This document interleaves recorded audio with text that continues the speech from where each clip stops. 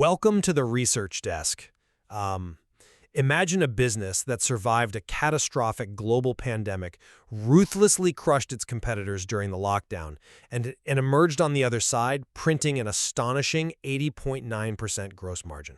Right? You'd think people would be buying it hand over fist. You would think the market would be throwing money at it, but instead, Trip.com is down exactly 34% from its January 2026 peak. And that's the paradox we really have to unpack today. Because on paper, the underlying engine of this business is actively printing 16 to 20% top-line growth. It is yielding 27.5% operating margins. Exactly. And we are looking at a balance sheet that holds just a fortress-level net cash position. They are sitting on RMB 78.5 billion in cash, stacked against just RMB 39.7 billion of debt. Yeah, the balance sheet is pristine. It is. And despite these fortress fundamentals, the stock is currently trading at a mere 10.7 to 11.2 times forward earnings. If you look at trailing earnings, it's at 15.3 times. The stock price sits at HKD 403.4. Right, which leaves the entire enterprise valued at roughly USD 34 billion. Which forces the central question of this briefing, right? We have to figure out what that 34% drawdown actually represents. Does this reflect a broken reopening narrative, or are we looking at a systemic wholesale market failure to accurately price an incredibly dominant, strengthening OTA franchise? Well, I know where you stand on this. Yeah, my position is that this is a profound structural mispricing. The market is frankly entirely blind to a business that hasn't just recovered from a macroeconomic shock. It has fundamentally and permanently improved its scale. Improved its scale, sure, but In its supplier leverage and its unit economics. We are looking at a superior business being priced as a deteriorating asset. And my position is that the market isn't blind at all. The market is actually perfectly rational here. Investors aren't mispricing the earnings you just cited. They're correctly applying a mandatory jurisdictional discount. A discount? Maybe, but this steep? Yes, because they are accurately recognizing that what you are calling secular, structural growth is in reality cyclical froth. It's a temporary sugar high masquerading as a permanent shift. I think you're looking at the wrong benchmark if you call it a sugar high.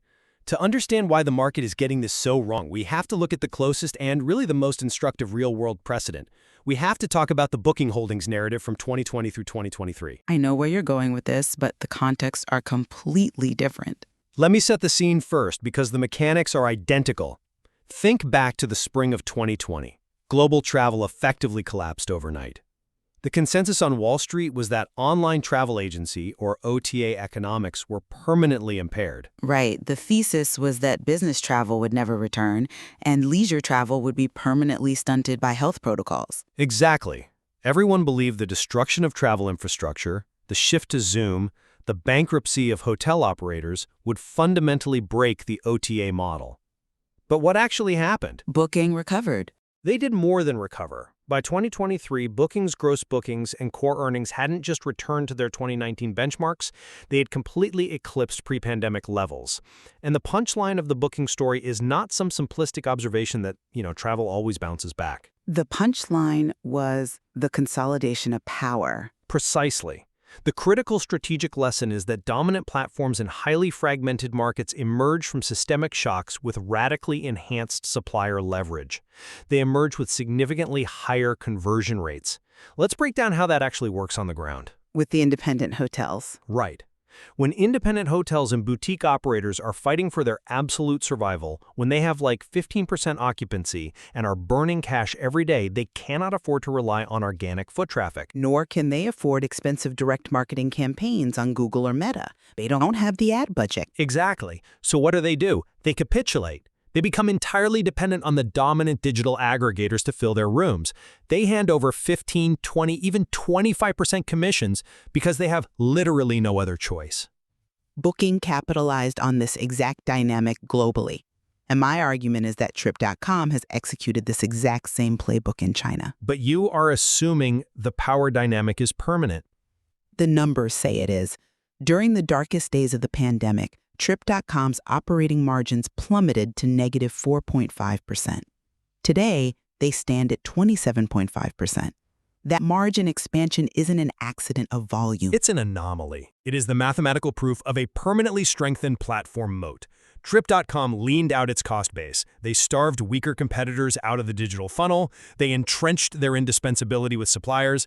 The business is structurally superior today than it was in 2019. Let me push back on that entire framework, actually. Importing the booking holdings narrative into the current Chinese macroeconomic reality requires us to completely ignore the mechanics of how this specific recovery actually occurred. We have to apply the coiled spring analogy to Trip.com. A coiled spring? That feels incredibly reductive given the 80.9% gross margins they are currently sustaining. It's not reductive, it's physics. Focus purely on the mathematical distortion that is currently confusing the market. Let's look at 2023. Trip.com's revenue surged 122%. Right. That surge yielded a 3-year compound annual growth rate of 38.6%. Which is a staggering CAGR for a company of this sheer size. You can't just hand-wave that away. It's a mathematically accurate CAGR, yes, but it is economically misleading in the extreme. You are describing the violent kinetic release of a spring that was artificially compressed by 3 relentless years of zero COVID policies. Wait, for those listening who might just look at the 122% revenue growth and think it's pure market share capture, explain what you mean by the spring being compressed. Think about the actual human behavior here. You hold a massive consumer population, hundreds of millions of people in strict rolling lockdowns for 36 months. They cannot leave their provinces. Sometimes they literally cannot leave their apartments. Yeah, the restrictions were severe. So when you suddenly remove all restrictions, the resulting expenditure burst is astronomical. People didn't just take a vacation. They took 3 years' worth of deferred vacations all at once. The whole revenge travel phenomenon. Exactly. But a violent snapback is not a permanent higher equilibrium. The physics of a coiled spring dictate that the release of energy is incredibly powerful, but it is strictly finite. Once the pent-up demand is exhausted, the spring returns to its natural resting state. So you're saying the 16 to 20% top-line growth we are seeing right now is just the tail end of that kinetic energy? I'm saying extrapolating 122% revenue surge into a thesis about permanent structural 16 to 20% baseline growth is a fundamental error in modeling. The market is looking at that 27.5% operating margin and asking a very specific question. Which is? How much of that margin is the result of unsustainably low customer acquisition costs? Meaning Trip.com didn't have to spend on marketing because the consumers were already desperate to travel? Precisely. During that reopening phase, consumers were desperate to travel regardless of price. Trip.com didn't have to aggressively bid for search terms or offer massive discounts to acquire those bookings. The traffic just flooded in organically. Sure, the organic traffic was high. So the market is asking how much of that 27.5% is just a temporary anomaly and how much is actually a permanent structural advantage. And you believe the 34% drawdown is the market answering that question? The drawdown from the January 2026 peak is simply the market recognizing that the spring has fully uncoiled. The underlying growth engine must now face the gravitational pull of a deteriorating macro environment. You can't model a baseline using the most explosive release of pent-up demand in modern economic history. I understand the coiled spring logic. I do. But if this were merely the exhaustion of a coiled spring, the micro-level data would show a rapid reversion to the 2019 mean, followed by stagnation. You'd see the burst, and then the numbers would flatten out right where they were before the pandemic. And I argue they are heading there. But the Q3 2023 data completely invalidates the idea of a simple mean reversion. Let's look at that Q3 data then, because I think it actually proves my point about the macro deterioration. I disagree. Let's actually drill directly into the numbers. In the third quarter of 2023, Trip.com reported net revenue of RMB 13.7 billion. That is not just up 99% year over year. Far more importantly, it is 29% above Q3 2019 levels.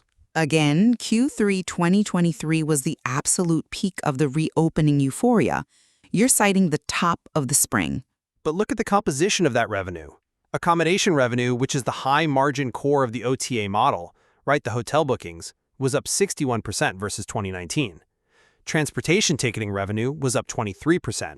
You're quoting absolute revenue figures, but you have to contextualize what kind of travel that was. I am contextualizing.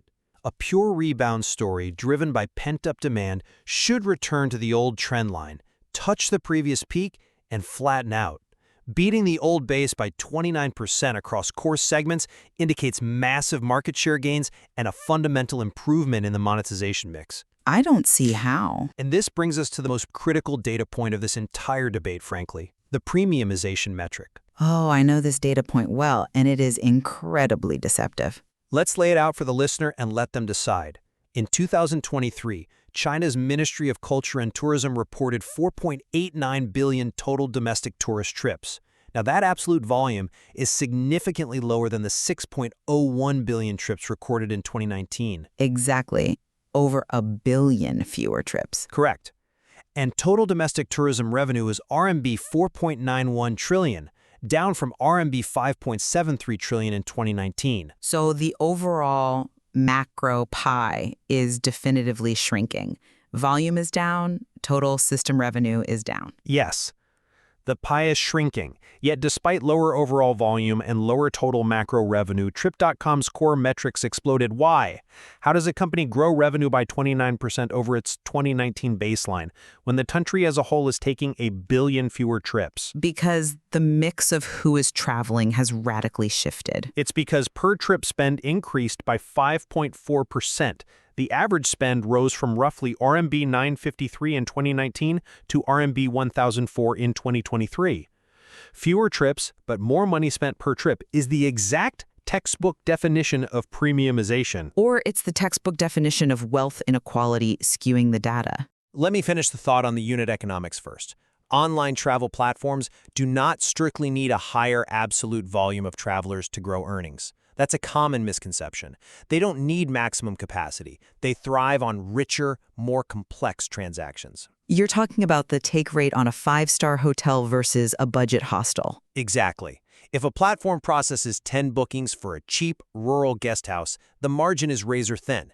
If they process 1 booking for a luxury resort in Hainan, bundled with a first-class flight, an airport transfer, and a guided tour, the commission is massive. Sure, the basket size is larger. And Trip.com benefits from a higher mix of luxury and 4-star hotel bookings. They benefit from bundled itineraries. They benefit from cross-selling high-margin, value-added services like VIP lounge access or premium insurance. This is a permanent behavioral shift that everyone is just suddenly buying VIP lounge access. The data is telling us unequivocally that the Trip.com customer is spending more deliberately and generating higher commissions per transaction. The pie might be smaller, but Trip.com is taking a massively richer slice of it. That is a structural margin enhancement, not cyclical froth. Okay, but here's what really worries me about those exact numbers. You are presenting a thesis of structural premiumization. You're painting a picture of a consumer base that has suddenly decided they only want to stay at the Ritz-Carlton. But what you are actually describing is a temporary, highly distorted mix skew. Distorted how? And that skew is actively masking profound weakness in the underlying economy. How does higher per-trip spend mask economic weakness? Because it's not the same people taking the trips. You just acknowledge that total domestic trips are still 18.7% below 2019 levels. You acknowledge that total domestic tourism revenue remains 14.3% below 2019 levels. You look at that and see premiumization. I look at that and see a textbook K-shaped recovery. Break down the mechanics of that K-shape in this specific context. The top arm of the K is the wealthy. What happened in 2023 was that pent-up, high net worth and upper middle class consumers returned to the market first. They had the disposable income. They booked the premium hotels in Macau and Sanya. They bought the bundled itineraries you mentioned. Right. And they are the ones who mathematically drove up the per-trip spend average from RMB 953 to RMB 1,004. And the bottom arm of the K? The bottom arm is the mass market, the foundational volume that sustains long-term platform growth over a multi-year horizon. That demographic is actively contracting. 1 billion fewer trips were taken because the working and middle classes simply cannot afford to travel right now. This is where we absolutely must tie the micro OTA data directly to China's macro reality. You're talking about the property market, I assume. I'm talking about an economy grappling with structural youth unemployment that hit record highs. I'm talking about severe property market stress and widespread negative wealth effects. For the Chinese middle class, the vast majority of household wealth is tied up in residential real estate. That is historically true across the entire jurisdiction, yes. Right. And when property values decline, or even when transaction volume just freezes and people feel they can't sell their homes, the psychological wealth effect turns intensely negative. Consumers instinctively pull back on discretionary spending. But travel has consistently proven to be uniquely emotionally resilient. We see it in the West, and we see it in Asia. People will sacrifice buying a new car, they will delay buying luxury handbags, but they will still take a vacation because they view it as an essential mental health release. There is emotional resilience, and then there is mathematical reality. Discretionary travel absolutely cannot defy a damaged household balance sheet indefinitely. Trip.com's current monetization rates completely overstate their normalized earnings power because the 2023 data is artificially skewed toward the wealthiest decile of travelers. But if the wealthy are generating 80% of the margin anyway, why does the mass market contraction matter to Trip.com's bottom line? Because eventually that initial burst of high-end revenge travel normalizes. The wealthy can only take so many trips a year. Once that velocity slows, Trip.com has to rely on the broader consumer base to sustain that 16 to 20% top-line growth. And you think they won't be there? And that broader consumer base is financially impaired. Therefore, the premiumization narrative is a mirage. It is simply the wealthy traveling while the middle class stays home, and you cannot model a decade of growth on a shrinking total addressable market.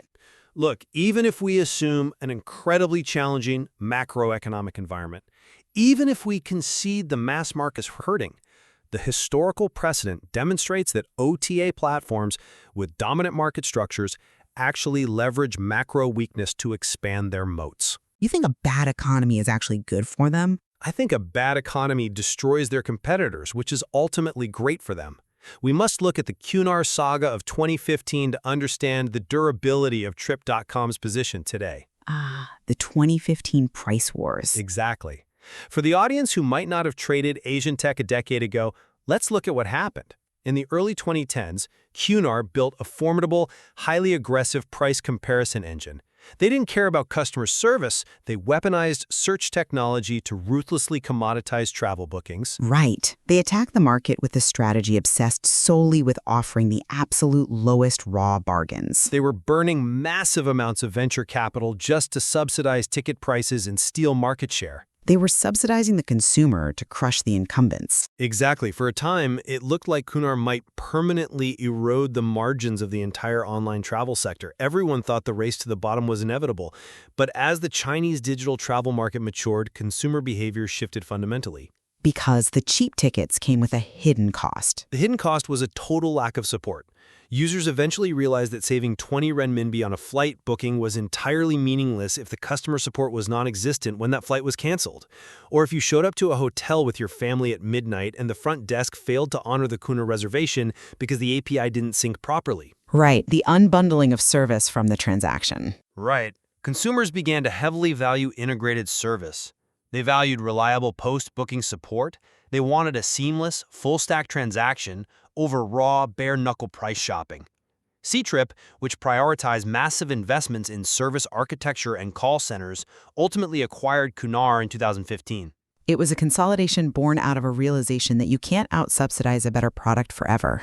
The strategic lesson from that consolidation is ironclad. Service moats invariably outlast price wars.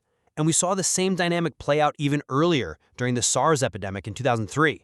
You're going back 20 years now to prove a point about 2026. Because the pattern repeats. When travel demand entirely collapsed during SARS, the easy assumption on Wall Street was that the travel sector was uninvestable. Sell everything.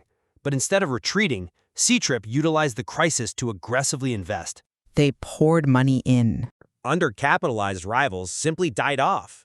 They bought market share with balance sheet resilience. Exactly. And that brings us to today. Trip.com's current 80.9% gross margin is not some accounting anomaly. It is not just cyclical froth. It is the direct yield on surviving both SARS and the grueling 3-year COVID lockdown. So they're the last man standing. Yes, weaker digital competitors, fragmented regional aggregators, and traditional brick-and-mortar offline travel agents were completely wiped out. So you're saying the pie shrank, but the number of people eating the pie shrank even faster. Exactly. This granted Trip.com a substantially larger, undisputed slice of the entire booking funnel. The macro environment may be challenging today. The middle class might be under pressure, but Trip.com's structural dominance means they capture a fundamentally larger percentage of whatever travel demand actually exists in the system. Look, the historical consolidation of Kunar and the corporate survival story of SARS are undeniably impressive corporate achievements.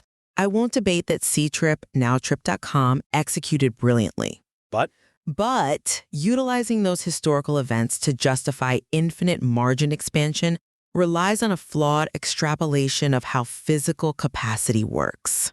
How is it flawed? They own the demand funnel. Because owning the funnel doesn't magically create more hotel rooms. To understand the operational risk Trip.com faces right now, we need to apply the Maersk shipping cycle analogy. The ocean freight container business, that's a completely different asset class. The asset class is different. The mechanism of the margin illusion is identical. Let's walk through it. During the COVID-19 logistics chaos, global supply chains completely broke down. Container capacity was incredibly scarce. Ships were stacked up outside the ports of Long Beach and Los Angeles. Ports were gridlocked. And as a direct result of that physical scarcity, ocean freight rates exploded. Right, the cost to ship a standard container went from, $2,000 to over $15,000. It was unprecedented. And companies like Maersk printed absolutely unbelievable historic profits. They made more money in a few quarters than they had in the previous decade combined. Okay, but how does this relate to OTA platforms? During that specific period, an entire cohort of equity investors convinced themselves that the shipping industry had undergone a structural paradigm shift. Ah, I remember the analyst notes. They were arguing that the industry had consolidated down to a few major alliances, so pricing discipline was permanent. Yes, they argued that consolidation, larger mega-max vessels, and new digital freight systems meant these 50-60% margins were the new normal. It sounded exactly like your argument for Trip.com. But what actually happened? The supply chains unkinked. The physical world corrected itself. The supply chains eventually unkinked. The ports cleared. Capacity normalized as new ships hit the water. Freight rates collapsed back to historical averages, and Maersk's earnings violently mean reverted. Investors had fundamentally mistaken a temporary physical supply-demand distortion for a permanent, structural, software-like shift. And you believe Trip.com is trapped in the same physical illusion. Trip.com is entirely vulnerable to the exact same illusion. An online travel agency is not a pure software-as-a-service business with infinite, frictionless scalability. It faces hard, physical, operational ceilings. Break down those ceilings in the context of travel. First, there are hard supplier capacity constraints. There are only so many premium hotel rooms on the beaches of Sanya. There are only so many landing slots for flights to Tokyo or Bangkok. You cannot artificially generate a 5-star hotel room with code. True, physical inventory is finite. Second, there is severe destination crowding. Once a tourist site hits maximum capacity, the localized pricing power peaks. And the hospitality labor shortages. I assume that plays into this. That's the third and maybe most critical ceiling. There are persistent systemic labor shortages in the hospitality sector, limiting how many properties can actually operate at full capacity. A hotel might have 500 rooms, but if they only have the housekeeping staff to clean 300, their effective capacity is strictly capped.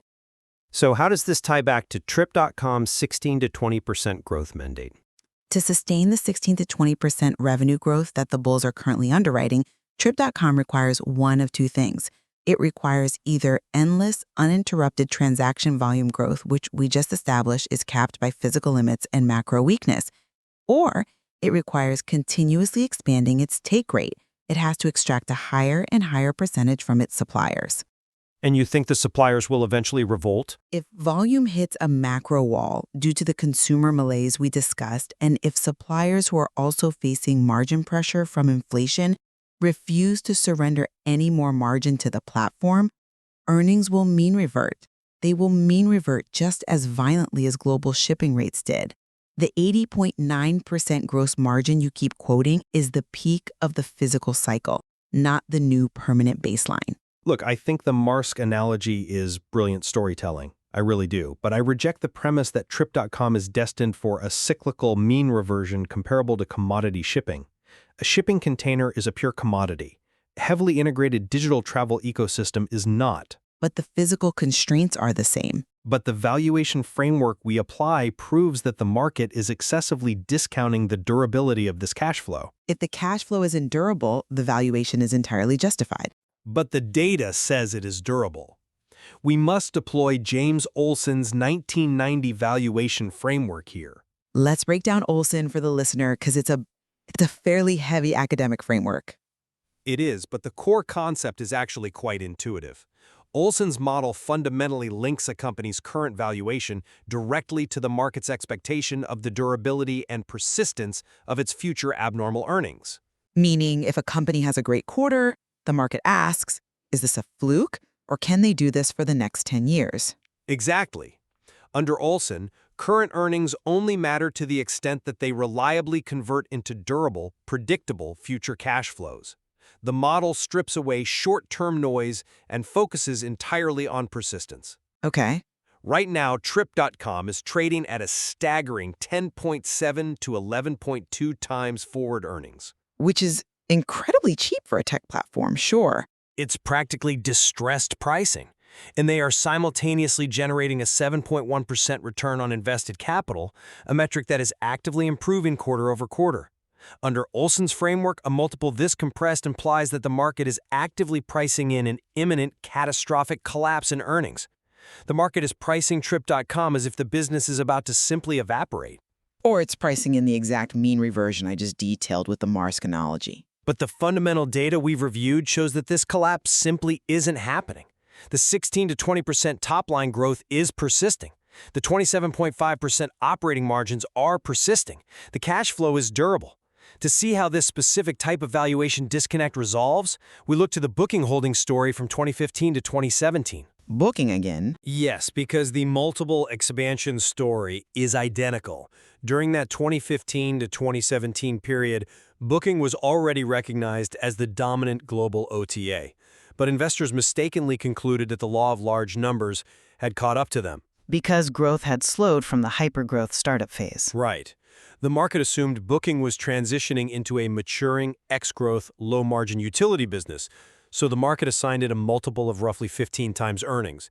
It sat there, languishing, while the company just quietly printed money. Right. But as Booking continued to execute, and as the durability of its cash flow became undeniably obvious quarter after quarter, the market was finally forced to capitulate. The Olson persistence proved true. Exactly. The stock violently re-rated from 15x to approximately 25x earnings. The business didn't fundamentally change its model. The market just finally accepted that the cash flows were permanent. Trip.com is currently a tightly coiled financial instrument positioned for the exact same multiple expansion. You think it can double its multiple? The operational durability is already there on the balance sheet. The market simply requires the time to recognize that this is a sustainable ecosystem, not a fleeting reopening anomaly. So you're calling for a re-rating from 11x to what? Once the Olson criteria for cash flow persistence are universally acknowledged by institutional investors, the re-rating from 11x forward earnings to even 18x or 20x will be explosive. I see the math, but you're making a massive category error. A category error in applying a universally accepted valuation framework? Yes, because you are attempting to value a Chinese digital platform using a Western jurisdiction-neutral discount rate. The cash flows are the cash flows, regardless of the jurisdiction. That is fundamentally untrue in practice. You absolutely cannot underwrite a re-rating to 25x earnings by comparing Trip.com to Booking Holdings. Booking operates in a jurisdiction, the United States and Western Europe, where property rights and capital rights are fundamentally trusted by the market. The regulatory rulebook is stable. And you believe the rulebook in China is so unstable that it justifies having the multiple permanently? I don't just believe it, the market has mathematically proven it. To understand why Trip.com is trading at 10.7 to 11.2 times forward earnings, we must look at the Didi 2021 disaster in full detail. Didi is a ride-hailing company that handles critical urban transport and mapping data. That is vastly different from a platform booking hotel rooms for vacations. The sector is different. The jurisdictional mechanics of capital destruction are exactly the same. Let's relive what happened in June 2021. Didi was the absolute dominant ride-hailing platform in China. It was essentially the Uber of the East, but with even greater market concentration. It was a massive company. It was a company with immense scale, massive liquidity, and incredible growth. And they raised a massive amount in their IPO. They raised USD 4.4 billion in a highly anticipated New York Stock Exchange IPO. It was one of the biggest tech offerings of the year. Didi possessed all the fundamental metrics that equity investors are trained to reward. High margins, massive TAM, dominant moat. But the regulatory environment shifted abruptly. Shifted abruptly is an understatement. Mere days after the IPO closed and the money was raised, Chinese regulators abruptly announced a comprehensive cybersecurity review. They forced the immediate removal of Didi's applications from all domestic app stores. Right. They suspended all new user registrations, Effectively freezing the growth engine overnight. In an instant, the stock was destroyed. It plunged over 80%. And the company was eventually forced to delist from the NYSE. It was a shock to the system. Now, here is the critical point. Didi's business model didn't fail. Consumers still needed rides. Drivers still wanted to drive. The algorithms worked perfectly. The Olsen cash flow persistence should have been there. But the operating context changed overnight by regulatory fiat. And you are applying that exact tail risk to Trip.com. That is the inescapable reality of the jurisdiction. Booking Holdings trades at 25 to 30x earnings because investors have ultimate, unquestioned trust in the regulatory environment. Trip.com's massive valuation discount is not a misunderstanding of Olsen's cash flow durability. It is a strictly necessary, mathematically required risk premium. You're saying the 11x multiple is actually fair value? It might even be expensive when you factor in the tail risks. The discount accounts for policy opacity. It accounts for the constant hovering threat of sudden antitrust constraints. It accounts for evolving data security regulations regarding where user data is stored, and it accounts for broader macroeconomic and geopolitical friction between the US and China. But how do you quantify that in a model? When uncertainty in the operating environment rises, the required rate of return for equity investors must mathematically rise. If my required rate of return goes up, the valuation multiple I am willing to pay must compress. Standard multiples and theoretical frameworks like Olsen fail entirely to capture this fat tail risk. The discount isn't an error. It is a permanent geopolitical tax on every single dollar of cash flow the company generates. Look, I acknowledge the jurisdictional reality. You cannot ignore the geopolitical tax. But framing Trip.com purely through the lens of the Didi disaster ignores the distinct, highly encouraged nature of the travel sector versus critical data infrastructure like ride-hailing or fintech. Beijing actively wants a robust domestic tourism economy. They stimulate it.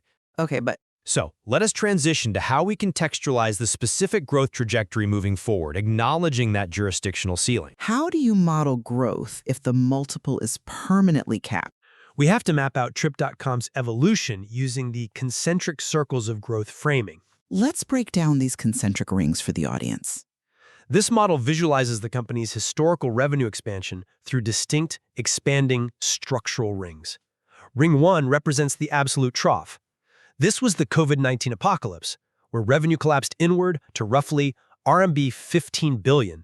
It was a baseline of pure survival. The absolute floor of the business. Exactly. Ring 2 represents the historical era from roughly 2003 to 2015. This was the phase where the company was essentially building China's Booking.com. During this era, they generated around RMB 50 billion in revenue. Establishing the domestic moat. Right, then we expand to Ring 3. This represents the mature consolidation phase. This is post-Kunar acquisition, post-Skyscanner integration. This structural expansion brought normalized revenue to the RMB 25 to 30 billion level. And then we get the COVID distortion. Ring 4 is the recent phenomenon. This is the revenge travel explosion of 2023 we discussed earlier, which violently pushed revenue to an unprecedented peak of around RMB 42 billion. Which I maintain was a temporary expansion. And that is exactly the debate. The crucial defining test for this equity over the next 12 to 18 months is entirely a matter of velocity and trajectory regarding these rings. Can the continued normalization of outbound international travel allow Trip.com to reach escape velocity? Define what escape velocity means in this model. It means leveraging their global Skyscanner asset and their international brand footprint to push past that RMB 42 billion outer ring. Can they structurally establish a brand new permanent baseline targeting RMB 50 to 55 billion? If they achieve that RMB 50 to 55 billion level and hold it, it decisively proves that the pandemic permanently altered the plumbing of the industry in their favor. The margins and volume are both permanently higher. And if they fail to reach escape velocity? Conversely, if revenue begins to collapse backward, retreating toward the Ring 3 historical level of RMB 20 to 25 billion, it completely validates your thesis. It proves that Ring 4 was nothing more than cyclical froth, but given the momentum in outbound travel, which critically still lags domestic recovery and therefore offers a massive, untapped reservoir of secular growth, the probability of reaching that RMB 50-55 billion outer ring is highly credible. The concentric rings framework is visually and intellectually useful for tracking the momentum. But to predict the actual outcome, to determine if they can hit that RMB 50-55 billion target, we must introduce my final warning. We have to talk about the China mobile utility trap. A utility trap? You're comparing a dynamic software booking platform to a state-owned telecom provider? Functionally, yes.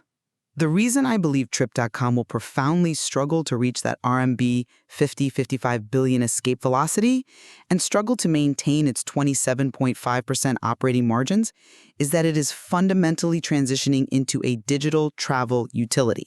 Explain the China mobile precedent. Look back to the early 2000s. China Mobile was universally recognized as foundational, indispensable infrastructure for the modernization of the country.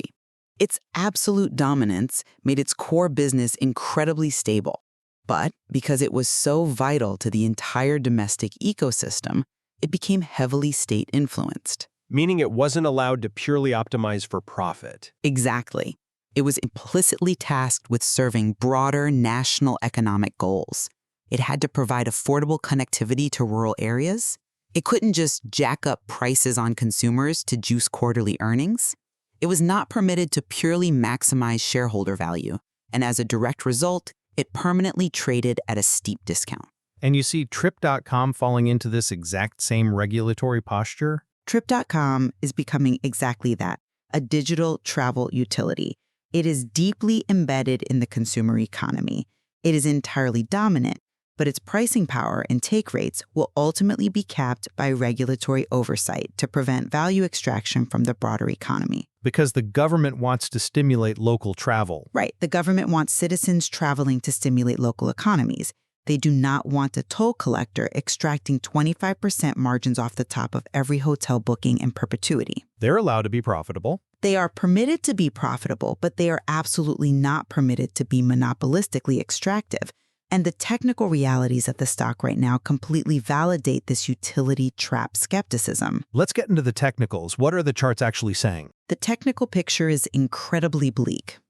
Right now, geometric order signals place the stock in severe negative velocity. Stop right there. For the fundamental investors listening who don't trade on geometric order signals, explain what negative 1.91 sigma velocity actually means in plain English. Think of sigma as a measure of how far a stock's momentum has deviated from its normal historical behavior.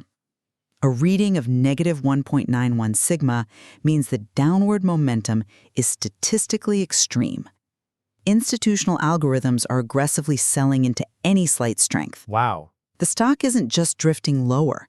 It is being actively forced down by sustained heavy selling pressure. It's a measure of intense institutional distribution. Exactly.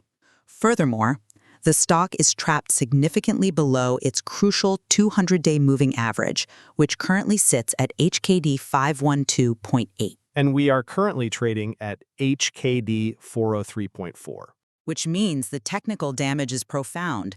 The 200-day moving average is the psychological line in the sand for long-term institutional trend followers. When you are trapped this far below it, every previous buyer is underwater and looking to sell the break-even. So even if the fundamentals are screaming buy, the technicals are acting as a massive headwind. You can have all the fundamental buy conditions you want. You can model Olson's cash flow durability all day. But without trend confirmation, in a deteriorating narrative regime, cheap stocks simply stay cheap. The institutional capital flow is not there to support a breakout to your theoretical RMB 50-50 billion valuation paradigm. The utility status caps the fundamental upside, and the technicals reflect a market that fully understands this structural limitation. This brings us to the operational synthesis. We've debated the data, the analogies, and the technicals. Now we have to pivot into chief strategist mode and outline the exact playbook and portfolio recommendations for navigating these competing realities. We need actionable parameters. Precisely. We have synthesized the structural bullish elements, the 80.9% gross margins, and the massive net cash balance with the jurisdictional bearish constraints you've outlined. We are going to move through all 7 mandates with precision. Let's start with the first mandate, sizing and horizon. Rule number 1. You must treat Trip.com as a selective buy-the-dip opportunity with a strict 12 to 18-month investment horizon. In growth-oriented portfolios, maintain exactly a 3% overweight position at the current levels around HKD 403.4. Why exactly 3%? Why not back up the truck if it's trading at 11x forward earnings? Because of the geopolitical tax you detailed earlier. Crucially, you must size this allocation to account for systemic China risk, not as a pure, unconstrained global travel play. A 3% overweight gives you meaningful torque if they hit the RMB 55-50 billion escape velocity, but it doesn't blow up your portfolio if a Diddy-style regulatory event occurs. And funding it? You fund this 3% equity allocation by marginally trimming short-duration fixed income like your SHY or VGSH positions, while maintaining your core inflation-protected tips. That segues perfectly into the second mandate, entry points. The technicals cannot be ignored here. Use the current weakness, but you must remain strictly disciplined while it trades below that 200-day moving average of HKD 512.8. Meaning you don't just buy the whole 3% allocation tomorrow morning. Absolutely not. Because we are actively observing that negative 1.91 sigma velocity, you must build this position in structured tranches. Buy 0.5%, wait for stabilization. By another 0.5%. Do not, under any circumstances, chase short-term bounces. The negative momentum requires a methodical, scaled entry. Mandate number 3 establishes the domestic kill switch. This is critical for risk management. We anchor our thesis purely on a normalized 15 to 20% growth rate. We completely and totally ignore the 122% optical distortion of 2023. Because 2023 was the coiled spring anomaly. Right. So the trigger is absolute. If domestic growth slips below 10% for 2 consecutive quarters, you reassess the entire position immediately. If growth slips below 10% domestically, it means the macro deterioration, the K-shaped recovery, has breached the platform's defensive moat. It means the utility trap is real. Exactly. Moving to mandate 4, we must implement the outbound kill switch. Outbound international travel is a vital second leg of the bullish normalization thesis. It's the reservoir of growth that hasn't fully recovered yet. Right. The trigger here is equally rigid. If outbound tourism growth drops below 15% year-over-year for 2 consecutive quarters, the thesis that this is a better business, not just a reopening trade, fundamentally breaks. If they can't grow outbound at 15% plus, they will never hit the escape velocity target. Which brings us to mandate 5, The escape velocity target itself must be rigorously monitored via the revenue rings we discussed. You must demand hard evidence of movement past that RMB 42 billion outer ring. The company must actively track toward the RMB 50 to 55 billion target. And what is the defensive action here? If the data shows the trajectory trending backward, if the quarters start annualizing back toward the Ring 3 historical baseline of RMB 20 to 25 billion, you reduce the position aggressively. You don't wait for the multiple to compress further. You cut the exposure. Mandate 6 addresses the valuation ceiling. You must respect the China jurisdictional discount as a permanent structural reality. It is not a temporary sentiment aberration that will magically vanish. So you rigidly cap your target multiple. Yes. Do not, under any circumstances, underwrite a convergence to Booking Holdings' 25 to 30x multiple. A partial re-rating may be up to 15x or 18x is possible if the Olsen cash flow durability is proven. But a jurisdiction-neutral valuation is absolutely not the base case. Cap your upside expectations.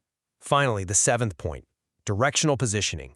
We are explicitly saying avoid the short. Even with my massive concerns about the utility trap and the negative sigma technicals, I agree completely. Do not short this stock. Why is shorting it so dangerous if the macro is deteriorating? Despite the macro headwinds, the underlying business quality is just too strong. The RMB 78.5 billion net cash balance sheet acts as a massive floor. And the fact that a 34% drawdown has already occurred means the easy short money has already been made. Shorting a company with 80.9% gross margins and a fortress balance sheet is exceptionally dangerous. Maintain disciplined, structured ownership heavily regulated by the specific kill switches we just outlined. We arrive at our verdict. The market reality demands that we hold two conflicting truths simultaneously. The bulls are entirely right on the fundamentals. The business itself is vastly superior to its 2019 iteration. Yeah, the margins don't lie. The 80.9% gross margins are real. The consolidation after the Kunar and COVID purges is real. The operational leverage is undeniable. Conversely, the bears are entirely right on the jurisdiction. The required discount rate is a permanent geopolitical tax that will constantly suppress the multiple. The DD precedent cannot be unlearned by institutional capital. Trip.com may be a better business than before COVID, yet still a riskier stock than the numbers alone imply. If a platform's economics are stronger than ever, but its geographical reality caps its multiple forever, at what exact price does value finally overcome geography? This is the Research Desk officially